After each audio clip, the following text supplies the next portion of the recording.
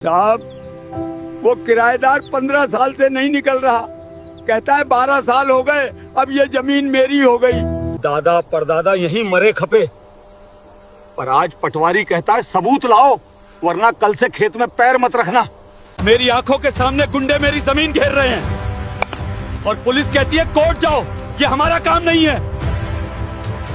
आगे बढ़ने से पहले डिस्क्लेमर को ध्यान से पढ़ें। सावधान, सिर्फ रजिस्ट्री होने से जमीन पूरी तरह आपकी नहीं होती।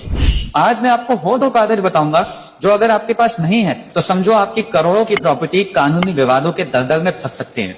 कोर्ट में जज्बात नहीं, ये नए और पुख्ता कागज बोलते हैं। क्या आप जानते हैं कि अगर कोई आपकी जमीन पर 50 साल से भी किराएदार बनकर रहा है, तब भी वो उसका मालिक नहीं बन सकता। जी हाँ, 2025 में सुप्रीम कोर्ट के ताजा रुख ने 12 साल वाले कब्जे के कानून की जटिलताओं को साफ कर दिया है। अगर आप अब भी पुराने ख्यालों में जी रहे हैं कि कब्जा ही कानून है, तो सावधान हो जाइए। आज मैं आपको बताऊंगा जमीन से जुड़े नए भारतीय न्याय संहिता यानी BNS के वो नियम जो 2026 में आपकी सोई हुई किस्मत जगा सकते हैं। अगर आपके पास जमीन का एक छोटा टुकड़ा भी है, तो अगले कुछ मिनट आपकी जिंदगी की सबसे बड़ी कानूनी क्लास होने वाली है। शुरू करने से पहले एक छोटी सी बात, मैं देख रहा हूँ कि आप में से बहुत से लोग वीडियो देखते तो हैं, लेकिन सब्सक्राइब करना भूल जाते हैं। अभी उस लाल वाले बटन को दबा दीजिए और घंटी भी बजा दीजिए। क्यों? क्योंकि 2026 में जमीन के कानून बहुत तेजी से बदल रहे हैं। ULPIN यानी भू आधार से लेकर सुप्रीम कोर्ट के नए फैसलों तक, ये सारी जानकारी मैं सबसे पहले सबसे सरल भाषा में आपके लिए लाता हूँ। और कमेंट में एक चीज जरूर बताइएगा, क्या आपकी जमीन पे भी किसी ने अवैध कब्जा किया है या कोई पड़ोसी परेशान कर रहा है? अपना सवाल लिखिए। हो सकता है अगले वीडियो में मैं आपके केस पर ही बात करूं। इस वीडियो को अपने परिवार के WhatsApp ग्रुप में अभी शेयर कर दें। क्या पता किसी की पुश्तैनी जमीन आज आपकी वजह से बन जाए। चलिए अब सीधा मुद्दे पर आते हैं। दोस्तों, सबसे पहले उस डर को खत्म करते हैं जो हर जमीन मालिक के दिल में होता है। हम बचपन से सुनते आ रहे हैं, अगर कोई 12 साल जमीन पर रह ले तो जमीन उसकी हो जाती है। इसे एडवर्स पोजेशन कहते हैं। लेकिन रुकिए, ये अब इतना आसान नहीं रहा।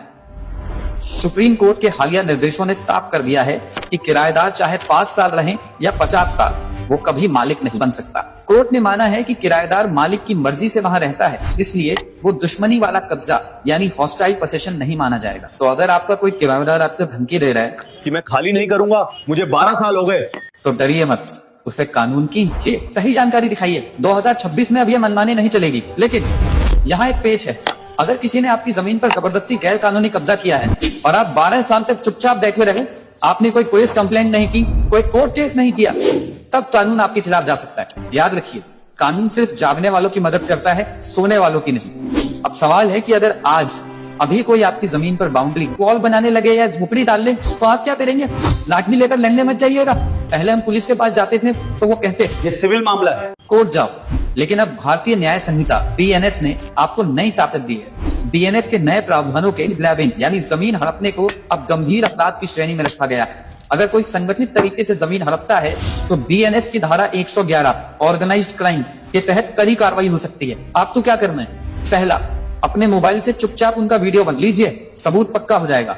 दूसरा, तुरंत 112 डायल करें ताकि एक ऑफिशियल रिकॉर्ड बन जाए कि आपने उसी वक्त विरोध किया था। और तीसरा, थाने में जाइए और लिखित शिकायत दीजिए। रसीद जरूर लें, रसीद लेना मत भूलना, वही आपका असली हथियार है। अगर पुलिस न सुने तो अब आप सीधा SP साहब या ऑनलाइन शिकायत यानी EFIR का विकल्प भी चुन सकते हैं, जो नए कानून में बहुत आसान हो गया है। अब जो मैं बताने वाला हूँ वो सबसे महत्वपूर्ण है। कोर्ट में जज्बात नहीं, कागज बोलते हैं। आपकी जमीन आपकी है, ये साबित करने के लिए सिर्फ रजिस्ट्री काफी नहीं।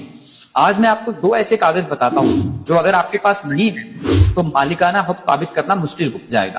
पहला है खतियान यानी रिकॉर्ड ऑफ राइट्स। ये जमीन की कुंडली है। इसमें लिखा होता है कि असल में जमीन का मूल मालिक कौन था। अगर जमीन पुश्तैनी है तो आपके पूर्वजों का नाम खतियान में होना चाहिए।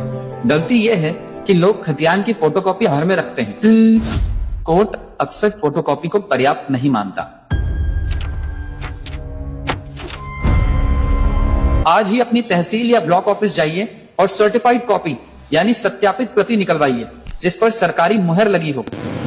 दूसरा है सेल डीड। अगर आपने जमीन खरीदी है तो आपके पास सेल डीड होनी चाहिए, लेकिन ध्यान दें सिर्फ डीड होने से काम नहीं चलेगा, दाखिल खारिज यानी म्यूटेशन है सबसे जरूरी। अगर आपने रजिस्ट्री करवा ली लेकिन सरकारी राजस्व रिकॉर्ड रेवेन्यू रिकॉर्ड्स में अपना नाम नहीं चढ़वाया तो कानूनी रूप से जमीन आज भी पुराने मालिक के नाम पर ही दिखती रहेगी। 2026 में सरकारी म्यूटेशन को लेकर बहुत सख्त है। अगर आपकी दीवान रसीद आपके नाम पर नहीं कट रही तो समझिए खतरा। अक्सर हमारे समाज में बुजुर्ग अपनी जमीन जीते जी बच्चों के नाम गिफ्ट कर देते हैं और बाद में वही बच्चे उन्हें परेशान करते हैं। अक्टूबर 2025 के आसपास आए कोर्ट के अपडेट्स और सीनियर सिटीजंस एक्ट के तहत अब ये साफ है कि अगर बच्चे सेवा नहीं करते तो वो गिफ्ट डीड रद्द यानी कैंसिल हो सकती है। बस शर्त यह है कि उस गिफ्ट डीड में देखभाल की बात का उल्लेख हो या उस भावना से दी गई हो। ये जानकारी अपने घर के बुजुर्गों को जरूर दे। अब बात करते हैं उस कानूनी बारीकी की जो अक्सर लोग मिस कर जाते हैं।